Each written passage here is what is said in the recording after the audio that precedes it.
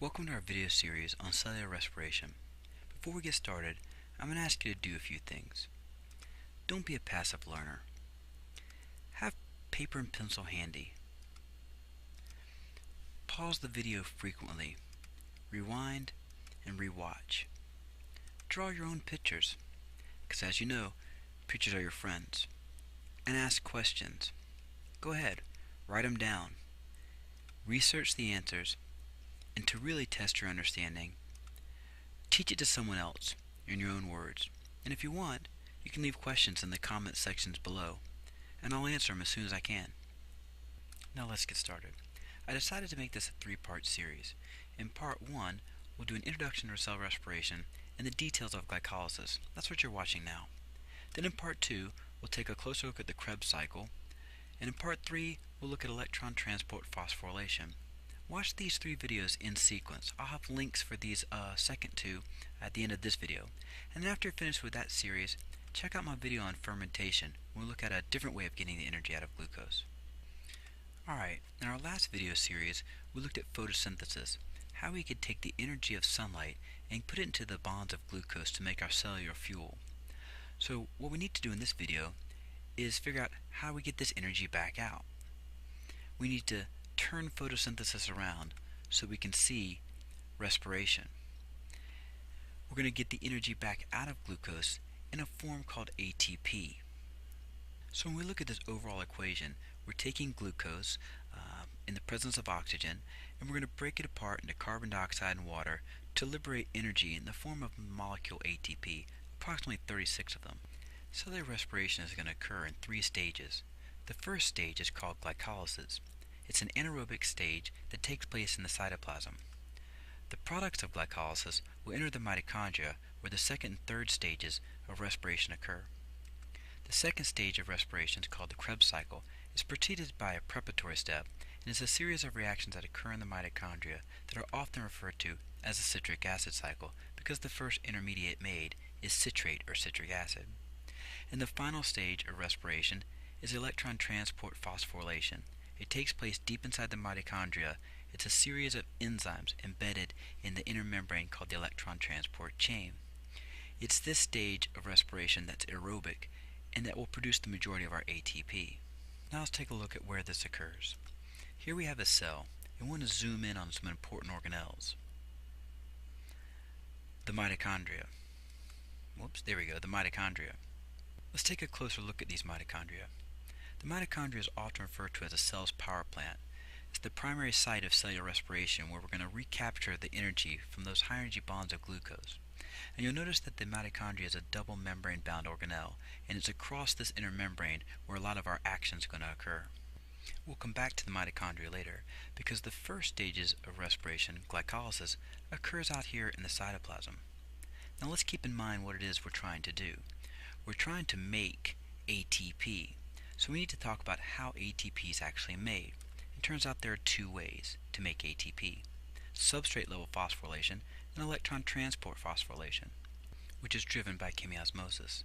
Now let's look at what substrate level phosphorylation looks like. In substrate level phosphorylation, a substrate directly hands an ADP, a phosphate, to become ATP. Let's watch that again.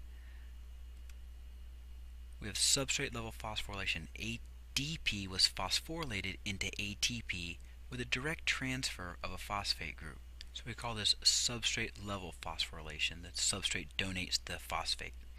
In electron transport phosphorylation, production is driven by a chemiosmotic gradient, the flow of protons through a special channel protein that we call ATP synthase. So let's get started with glycolysis.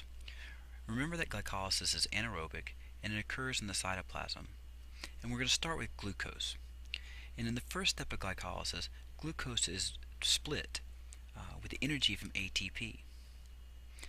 And this is interesting because we're trying to make ATP, but in the first step, we actually consume 2 ATP to split glucose into 2 molecules called PGAL, or phosphoglyceraldehyde.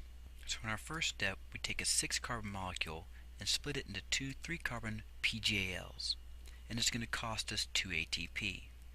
We call this our energy investment stage. we spin 2 ATP to make 2 PGAL.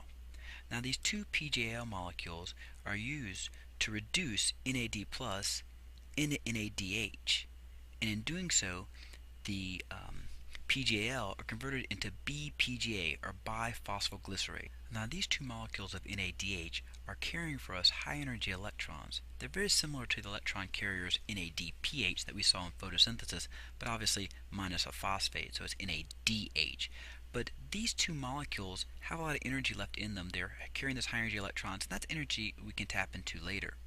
Let's look at it again. The 2-PGAL that we have at the end of the first step of glycolysis reduce NAD plus to NADH, which is carrying for us high energy electrons and hydrogen that we'll send to the electron transport chain to get energy out of later.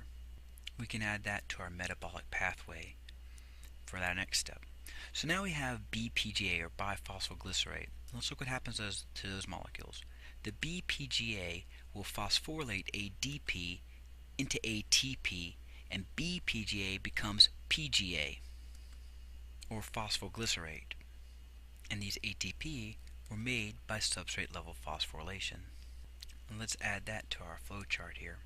So the BPGA phosphorylate ADP into ATP, becoming phosphoglycerate. The 2-phosphoglycerate then phosphorylate another 2 ADP into 2 more ATP, again by substrate level phosphorylation. And we end with 2 molecules of pyruvate. So let's finish this out. The 2 PGAs phosphorylate ADP into ATP, producing 2 pyruvate. So in this second stage we've made 4 ATP. So we call this our energy return stage. We have a net profit of 2 ATP. We spin 2, we make 4. We also have these 2 NADH molecules that are carrying energy that we've yet to tap into. So let's summarize glycolysis. Again, it's anaerobic, it doesn't require oxygen, it takes place in the cytoplasm. We have an energy investment step of 2 ATP, but an energy return of 4 for a net yield or a profit of 2 ATP.